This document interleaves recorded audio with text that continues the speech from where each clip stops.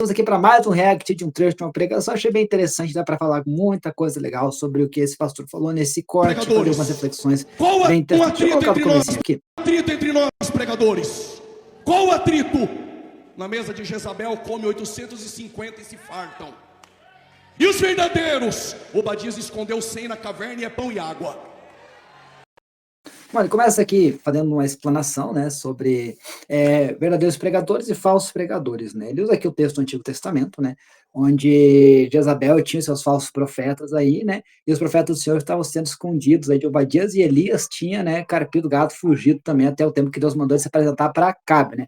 Mas o começo da reflexão é algo muito prático, é que sempre vai ter os dois grupos, né, de pregadores e profetas, né? Aqueles que servem a Jezabel, né, que fala sobre pessoas que pregam, mas vivem imoralidade, pessoas que pregam e pregam feitiçaria, pessoas que pregam e pregam heresia. Então, sempre pessoas que pregam e pregam heresia, né? Então, sempre vai ter o grupo de Jezabel aí, né? No meio do povo de Deus tentando enganar e que tem que ser desmascarados, e sempre tem o grupo, né, daqueles que são fiéis, né, que ali pão e água é uma metáfora, né, Jesus falou, sou o pão vivo que desceu do céu, né, e água sempre falou da pessoa do Espírito Santo, né, do Senhor fluíram rios de água viva, né, então fala de pessoas que têm intimidade com Jesus, com a palavra e que têm profunda comunhão com o Espírito Santo, são esses que não são contaminados pelas tentações que Jezabel, né, figuradamente falando, coloca sobre o ministério. 850 comem do bom e do melhor. Estou falando em parábolas. E os verdadeiros só tem 100 com pão e água. Põe a câmera aqui em mim. Mais vale pão e água na caverna no deserto do que contaminado comendo comida na mesa de Jezabel. Aqui ele faz também um paralelo, né, de que existem muitas tentações para que o ministério se desvie no meio da trajetória, tentações financeiras, tentações do pecado, armadilhas do inimigo, né, e se a pessoa não tiver o coração forte em Deus, ela acaba se tornando um pregador aí da mesa de Jezabel, como ele figuradamente falou, né, e aquele termo, né, mais vale você ter ali, no sentido literal agora, não mais simbólico, né, apenas pão e água para comer, né, do que você vender, às vezes, teu chamado, tua vocação, aquilo que Deus te comissionou a fazer, né, por ali, um pouco mais de luxo e regalia, mas comprometendo o teu chamado, o teu ministério e a tua alma, né. Então, muitas vezes o ministério tem um preço e a fidelidade, ela requer você dizer não para muitas propostas erradas, né, e isso exige fibra moral e exige compromisso. Essa noite,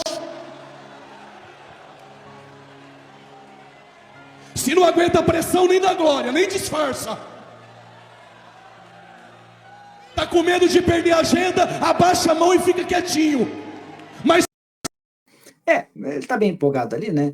Mas o fato é que se você for uma pessoa que prega a palavra de Deus como ela é, não estou dizendo que você tem que ser mal educado, mas que prega a palavra de Deus como ela é, né?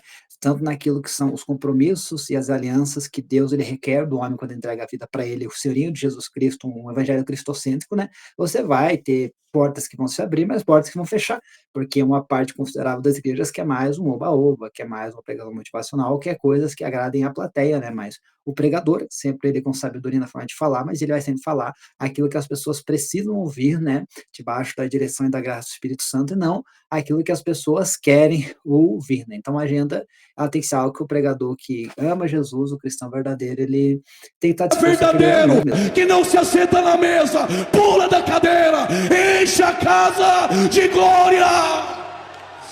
Cadê o glória? Cadê o glória do povo de Deus?